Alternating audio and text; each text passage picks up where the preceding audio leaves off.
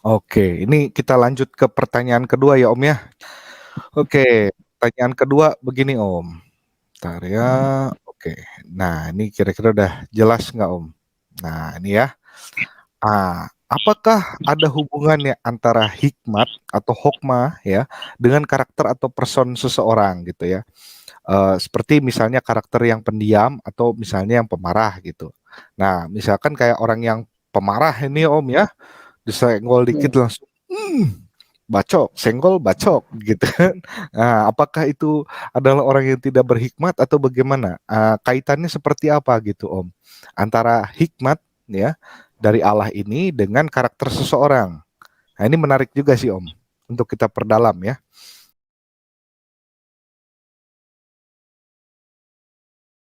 Silakan Om. Ya. Ini hubungannya sangat erat sekali, begitu ya. Mm-mm. Ini hubungannya sangat sangat erat, gitu. Kita kembali ke kejadian satu, ya. Sudah diberi peringatan, Dam, kamu jangan makan buah ini. Nanti kalau kamu makan buah ini, kamu akan mengalami kematian. Ya. Nah, mengalami kematian ini artinya, ya, yang dulunya Allah sebagai sumber hidupnya, rohnya Adam, ya, Mm. akhirnya hilang karena pemberontakan Adam terhadap kedaulatan Allah. Berarti Mm. rohnya Adam sudah kehilangan sumber utama, yaitu rohnya Allah. Maka rohnya Adam ini mencari sumber yang baru. Sumber yang Mm. terdekat adalah tubuh kita. Makanya sifat kita menjadi sifat duniawi kan. Mm-mm. Nah, dari konteks kejadian kejatuhan inilah yang menjadi latar belakang Rasul Paulus mengatakan di dalam suratnya, perbuatan daging ialah sudah nyata, yaitu percabulan, pertengkaran, apa-apa.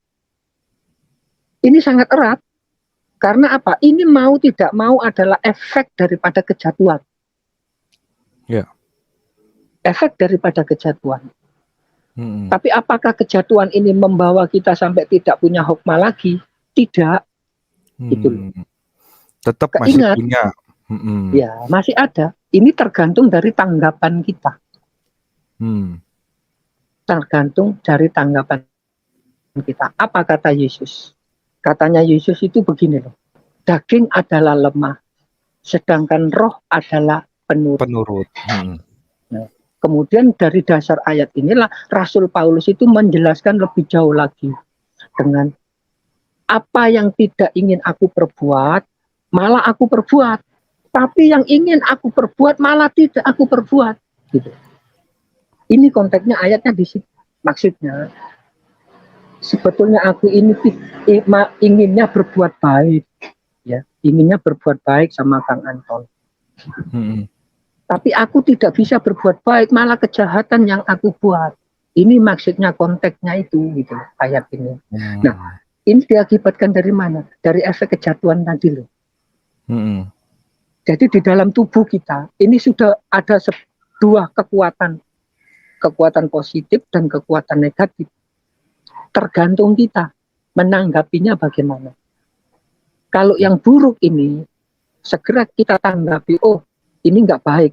Aku mengolok-olok Kang Anton sampai melakukan pembunuhan karakter karena sebuah kesalahpahaman pendapat. Hmm. Oh ini nggak baik.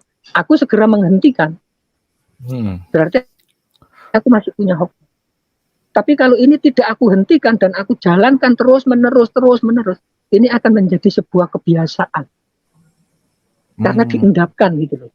Ya. Akan menjadi sebuah kebiasaan lah dalam perkembangan bahasa sekarang. Inilah yang disebut karakter. Mungkin gitu ya. Ya, karakter itu kalau dari perspektif psikologi lebih kepada apa yang pembawaan yang melekat pada diri seseorang sih Om ya. Nah, itu juga Ya, orang kan tidak genetik. misalnya dikaitkan dengan pemarah gitu ya Om ya. eh, Mudah tersulut perasaannya atau emosionalnya begitu ya. Nah, padahal kan tidak selalu ketika orang yang pemarah itu kan setiap kali disenggol sedikit karena ketidaksengajaan, belum tentu dia langsung marah kan gitu. Bisa jadi dia lihat dulu, amati situasinya gitu kan. Oh ternyata Ya, hal kecil ya, dia tidak jadi marah begitu. Tetapi misalnya ya, disinggung sesuatu hal yang sangat privasi buat dia begitu ya. Nah, dia baru marah nih. Jadi kan karakter yang namanya pemarah itu kan tidak langsung spontan dia tunjukkan secara meledak-ledak gitu ya Om ya. Nah, ya, kalau kita ambil contoh kan seperti Paulus gitu ya Om ya. Nah, dia kan karakter yang menggebu-gebu nih kan, semangat 45 gitu dalam mewarta. Nah, kadang juga kan sebelum dia bertobat begitu kan, ada orang Kristen nih, wah bantai sama dia gitu kan Om, bener nggak? ya, Gitu kan, ya, dibantai. Nah, dia marah, bahkan sampai si Stefanus aja kan jadi korbannya dia gitu kan, bisa dibilang. Ah, ya, suatu ketika sampai itu, dia bertobat, nah dia dapat hikmat kan, dari situlah perubahan terjadi pada hidup tokoh Saul gitu ya, ya. atau Paulus begitu. Bahkan sampai dia diangkat ke langit ke surga, ya, Mm-mm. ke langit ketiga. Itu dia bangga. Setiap Mm-mm. orang yang bertentangan dengan dia, nggak ada ampun dengan Paulus, dihantam kamu habis-habisan. Mm-mm. Ya. Karena dia sering mendapat masukan dari bertukar pikiran dengan rasul-rasul yang lain, akhirnya dia bisa memperoleh hikmat. Lah aku dipilih masa terus-terus seperti begini. Nah, pikiran yang jahat, yang negatif inilah yang dianggap Paulus sebagai daging dalam diriku. Ya, Mm. makanya Paulus kan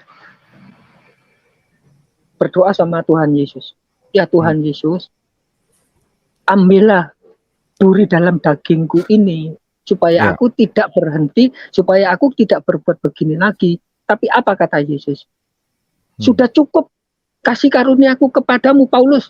Maksudnya apa? Kamu sudah banyak mendengar nasihat dari para rasul-rasul yang lain, proseslah dengan dirimu sendiri gitu loh.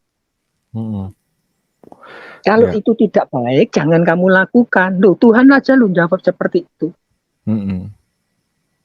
Sudah cukup kasih karuniaku kepadamu Paulus. Paulus lo dibentak sampai seperti begitu loh kan. Iya. Jadi Hmm. kaitannya dengan karakter ini tadi itu istilahnya dengan adanya hikmat itu membawa kita ke arah yang lebih baik begitu ya Om ya.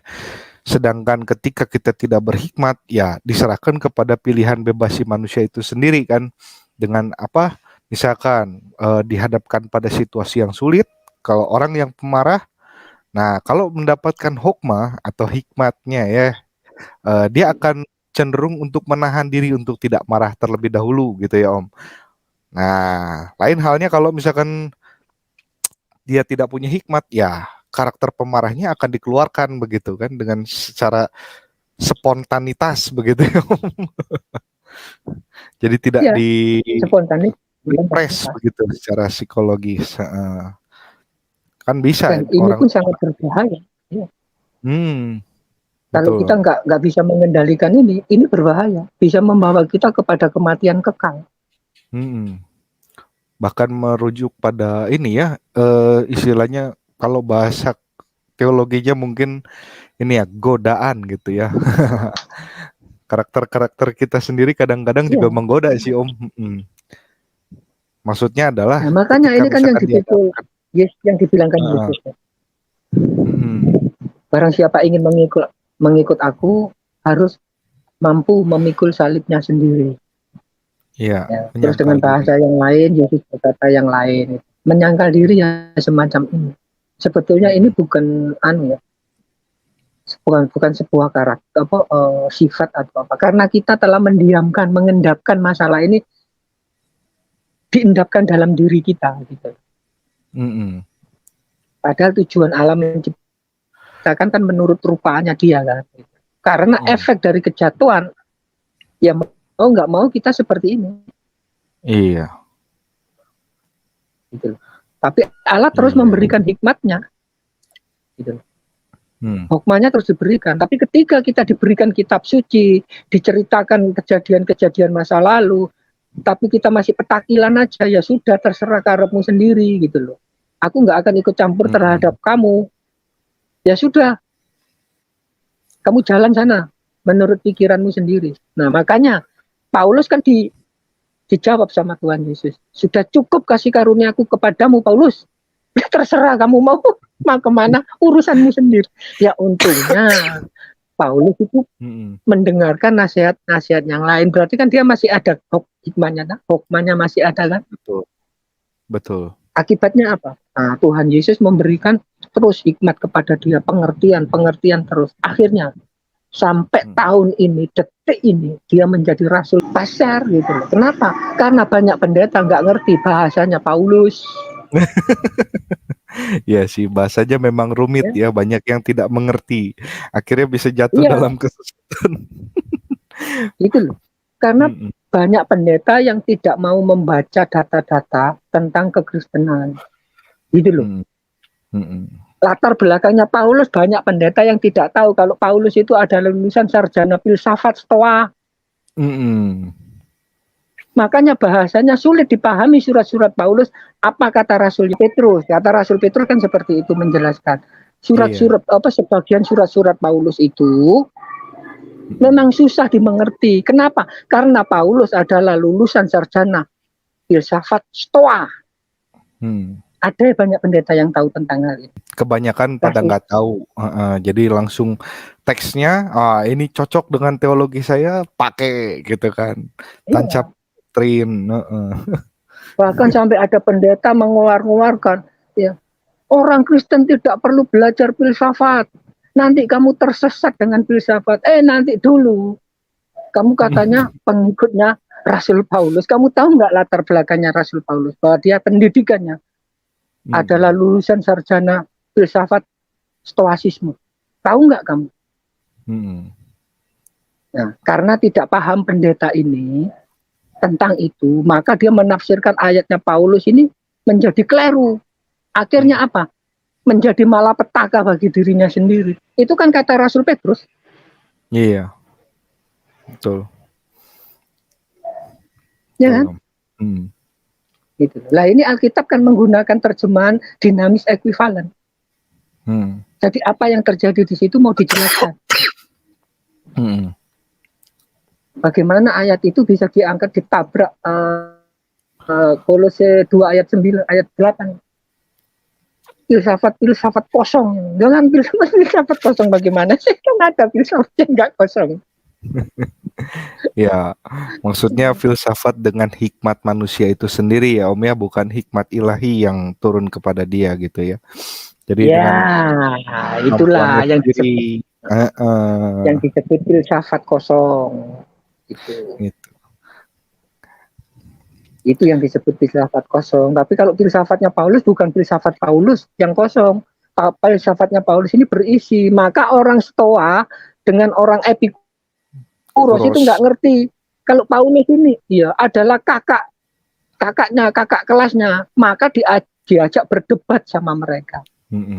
Maka dihajarlah mereka oleh Rasul Paulus, gitu.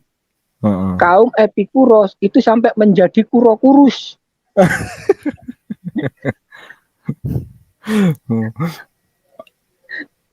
Sampai asalnya jadi Epikuros, ngajak berdebat dengan Rasul Paulus tentang filsafat. Iya, diajar sama Rasul Paulus, dia jadi kurokurus malah. Epikuros gitu ya. Aduh. Iya. Dan enak gitu. Ya kalau kita sudah kehilangan hikmah ya akan membuat filsafat kosong gitu. Maksudnya Paulus ngomong itu pesan kepada Titus gitu. Kepada siapa sih itu anak didiknya itu loh, Timotius, atau kepada siapa? Timotius anakku ya. Kamu hati-hati dengan filsafat kosong itu. Jadi penjelasan Alkitab, penjelasan tentang kerohanian, kamu jangan mudah percaya dengan pendapat pribadi orang gitu loh maksudnya. Betul. Jangan terlalu kamu terima, kamu saring dulu, kalau kamu nggak ngerti tanya sama aku gitu loh. Sama guru-gurumu tanyakan dulu, di cross check dulu bener apa enggak ngomong gitu. Kalau tidak kamu terima apa adanya, nanti kamu malah jadi nggak karu-karuan. Timotius gitu. Itu penasehatnya. Kenapa Paulus ngomong begitu? Karena dia terlebih dahulu sudah berdebat dengan kalangan filsafat, ya, ya kan? Iya. Dan Timotius penginjilan itu berada tepat di daerah orang-orang filsafat itu ada, gitu loh kan? Iya. Akhirnya dinasihati seperti itu. Dan debatnya juga bukan di pasar-pasar ya Om ya, tapi di tengah arena perdebatan begitu ya, yang memang itu arenanya gitu ya, untuk para Iya. filsuf-filsuf di dunia gitu datang kan, saling berdebat di situ gitu kan. Dan Iya. Gitu. hebat Kenapa Paulus? Iya. di situ. Silakan Om. Dia tidak tahu bahwa Paulus ini juga sarjana filsafat, lulusan stoasisme. Maka diajak berdebat, ya kamu diladeni sama Rasul Paulus. Makanya orang Yahudi kepada Rasul Paulus begitu cinta, begitu dia diharapkan untuk menduduki pimpinan Sanhedrin. Karena apa? Pinter filsafat. Iya. Itu keistimewaannya ya. Ya, keistimewaannya Paulus. Jadi kalau perihal itu, pertanyaan tadi, kembali ke pertanyaan tadi, itu sangat erat hubungannya. Kenapa? Ya karena ini efek kejatuhan. Karena efek kejatuhan akhirnya manusia tidak bijaksana dalam menentukan pilihan gitu ya Om ya. Karena kan buah pengetahuan baik dan jahat cenderung tergoda kepada yang jahatnya dibanding yang baiknya gitu ya Om. Iya. Dia selalu mengikuti pikirannya sendiri. Yang bermanfaat bagi aku ikuti. Yang tidak bermanfaat tidak. Kalau ada yang mengusik aku hajar. Hajar, senggol bacok ya katanya Kang Anton tadi. Senggol langsung bacok. Senggol bacok. Nah, ini apa? Ini akibat dari kejatuhan. Gitu. Akibat kejatuhan. Nah, kalau orang masih punya kan dia ingat, oh iya, aku dulu diciptakan tidak seperti ini. Nah, ini orangnya harus sadar. Segera dihentikan, diubah. Kalau tidak, akan membawa kepada kematian yang kekal ini. Iya. Kalau dibiarkan aja sih iya, jadinya kematian kekal. Karena udah mah terputus dari Allah gitu ya kan, Allah tidak berkenan gitu ya bertemu sama orang yang betul-betul ada dosanya begitu ya Om ya, harus betul-betul bersih. Ya iyalah kan. Iya. Begitu. Mudah-mudahan jelas ya Pak Fuzi ya, semoga apa kaitannya antara hikmat dengan karakter seseorang. Nah itu tadi, karakter seseorang itu akan lebih menuntun dia kepada sebuah pilihan yang akan dia ambil ketika menghadapi suatu peristiwa. Nah hikmat ini mendorong seseorang untuk apa? Untuk menentukan pilihan yang tepat dan baik gitu ya, dan berkenan tentunya di mata Allah. Begitu ya Om? Iya, gitu. Sip. Karena setelah pemberontakan Adam terhadap kedaulatan Allah, di dalam tubuh kita ini mengalir sebuah kekuatan negatif. Jadi ada dua kekuatan. Pertama, Adam kan kekuatan positif kan. Iya. Allah kan tidak menghendaki manusia untuk memilih. Tapi Allah ingin menjadikan manusia itu menurut rupanya. Maka diuji dulu. Ketika dia melanggar kedaulatan Allah, kamu nyok. Ada dua kekuatan. Nah, dua kekuatan besar ini positif dan negatif. Ini saling tarik-menarik gitu loh. Iya. Kan Paulus mengatakan, apa yang tidak ingin aku perbuat, malah aku perbuat. Aku tidak ingin mencuri. Karena mencuri itu adalah satu, ini perbuatan jahat tidak berkenan di hadapan Tuhan. Kedua, merugikan orang lain. Ya karena aku kepepet nggak punya duit untuk beli rokok, ya terpaksa mencuri. Nah, harusnya kalau itu kamu nggak usah gengsi. Kalau memang nggak punya duit untuk beli rokok, ya kamu minta aja sama orang terang-terangan. Betul. Tidak mungkin orang yang tidak mau menyadari keadaan kita, tidak mungkin tidak ada, pasti ada. Kembali lagi, kenapa kamu nggak mau melakukan itu? Inilah ego. Ya. Ego ini positif atau negatif? Negatif kan? Cenderung negatif. Nah, seperti itulah yang ditanyakan Pak Fauzi itu seperti itu. Sangat erat hubungannya. Kenapa? Ya karena efek dari kejatuhan. Iya, oke. Sip. Terima kasih Om Kadal. Jadi kita sudah semakin jelas